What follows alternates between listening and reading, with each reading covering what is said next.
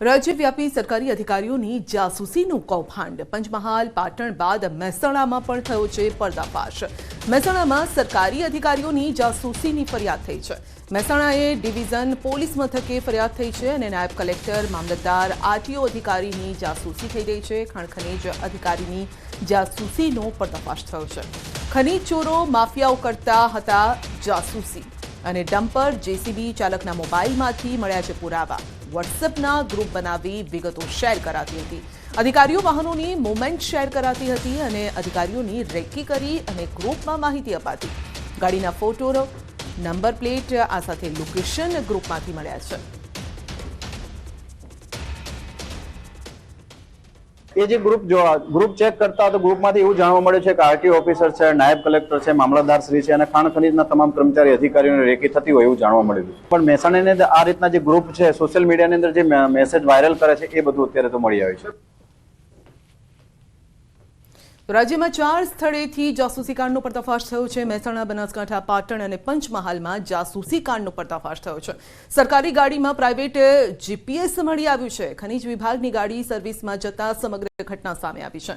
બનાસકાંઠામાં પણ અધિકારીઓની જાસૂસીની ઘટના સામે આવી। ભૂમાફિયાઓ સરકારી વાહનો ક્યાં જાય છે તે અંગે માહિતી મેળવતા હતા અને રોયલ્ટી ચોરી કરતા શખ્સોએ રેડથી બચવા માટે જાસૂસી કરી હતી। તો બીજી તરફ પંચમહાલમાં વોટ્સએપ ગ્રુપ બનાવી અને તેમાં અધિકારીઓ લોકેશન શેર કરવામાં આવતું હતું। તો અસામાજિક તત્વો અધિકારીઓની જાસૂસી કરી રહ્યા હતા।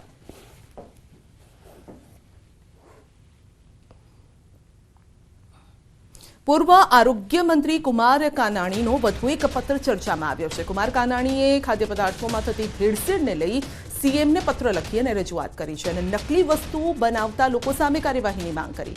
કાનાણીએ વર્તમાન કાયદાને પાંગડો બતાવતા કહ્યું છે કે ભેળસેળયુક્ત પદાર્થો ખાવાથી આરોગ્યને નુકસાન થાય છે અને આ અંગે નવો કાયદો બનાવવો જોઈએ। આગામી વિધાનસભા સત્રમાં કડક કાયદો બનાવવાની રજૂઆત કરી છે।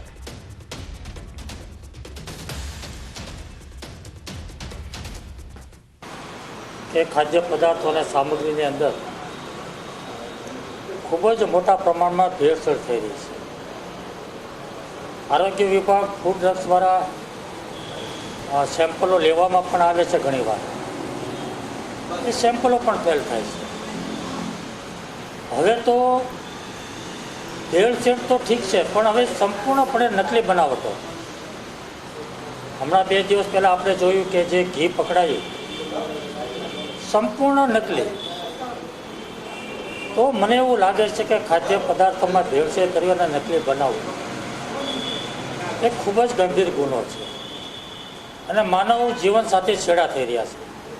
માણસની જિંદગી સાથે રમત રમાઈ રહી છે।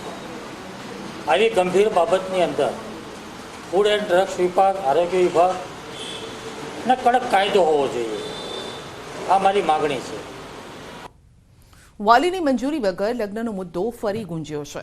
માતા પિતાની મંજૂરી વગર ભાગીને અન્ય સમાજમાં લગ્ન કરતી દીકરીઓને લઈ કાયદો બનાવવા સીએમને રજૂઆત કરવામાં આવશે। 24મીએ રાજકોટ ખાતે એસપીજી દ્વારા પાટીદાર સ્નેહ મિલનનું આયોજન કરવામાં આવ્યું છે અને જેમાં મુખ્યમંત્રી ભૂપેન્દ્ર પટેલ પણ હાજર રહેશે। કાર્યક્રમમાં સરદાર પટેલ ગ્રુપ દીકરીઓના પ્રશ્ને સીએમને રજૂઆત કરશે અને આ કાર્યક્રમમાં ખોડલધામના ચેરમેન નરેશ પટેલ, સિસ્સર ઉમિયાધામના પ્રમુખ જયરામ પટેલ અને એસપીજી અધ્યક્ષ લાલજી પટેલ હાજર રહેશે। આ સંમેલનમાં સમાજના જરૂરી લોકોને કેવી રીતે મદદરૂપ થઈ શકાય તેને લઈને પણ વિચારણા કરવામાં આવશે। સમાજનું આ સંગઠન જે છે વધુને વધુ મજબૂત બને અને જરૂરિયાતમંદ જે લોકો છે એને વધુને વધુ અમે મદદ કરી શકીએ એ હેતુથી અમે સ્નેહ મિલનનું આયોજન કર્યું છે। ભૂતકાળની અંદર પણ જ્યારે 4 મહિના પહેલાં મહેસાણાની અંદર સ્નેહ મિલનનું આયોજન કર્યું હતું એની અંદર પણ અમે મુખ્યમંત્રીશ્રીને રજૂઆત કરી હતી। મુખ્યમંત્રીશ્રીએ વિધાનસભાની અંદર પણ આ મુદ્દાની રજૂઆત કરેલી છે અને રવિવારે જે સ્નેહ મિલન છે એની અંદર પણ અમે આ રજૂઆત કરવાના છીએ। રાજકોટના રીબડામાં મહાસંમેલનની ખાસ તૈયારીઓ। લેવા પાટીદાર સમાજ રીબડા દ્વારા મહાસંમેલનનું આયોજન પૂર્વ ધારાસભ્ય જયરાજસિંહ જાડેજાના પુત્ર ગણેશભાઈના સહયોગથી યોજાશે। મહાસંમેલનમાં પૂર્વ ધારાસભ્ય જયરાજસિંહ જાડેજા, રાજકોટ દક્ષિણ ધારાસભ્ય રમેશ ટીલાડા, સાંસદ રમેશ ધડુક અને પ્રદેશ ભાજપ ઉપાધ્યક્ષ ભરત બોઘરા ઉપસ્થિત રહેશે। સંમેલનની જાહેરાત થતાની સાથે જ ગોંડલ શહેર કોંગ્રેસ પ્રમુખે કહ્યું છે કે લેવા પાટીદાર સમાજે જયરાજસિંહનો હાથો ન બનવું જોઈએ.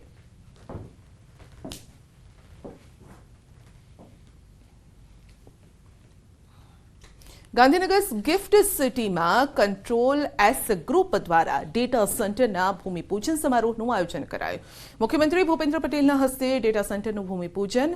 કંટ્રોલ એસની હેડ ઓફિસ હૈદરાબાદમાં આવેલી છે. ગિફ્ટ સિટીમાં આ ગ્રુપના ડેટા સેન્ટરના નિર્માણથી રાજ્યની ડિજિટલ ઇકોનોમીને પ્રોત્સાહન મળશે.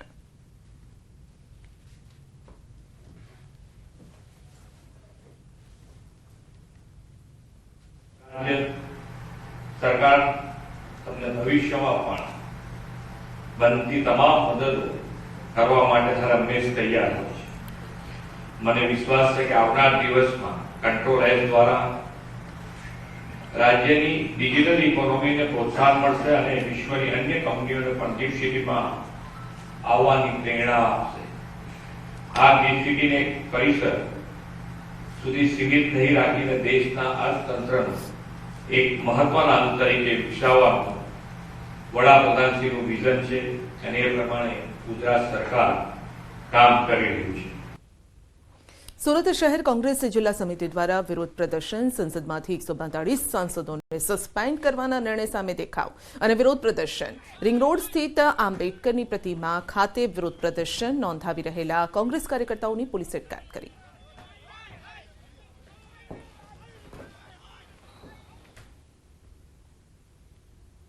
સંસદમાં 3 થી 4 જણા ઘૂસી ગયા અને સંસદની કાર્યવાહી ખોલી નાખી. આટલી સલામતી હોવા છતાં આના માટે જવાબદાર કોણ?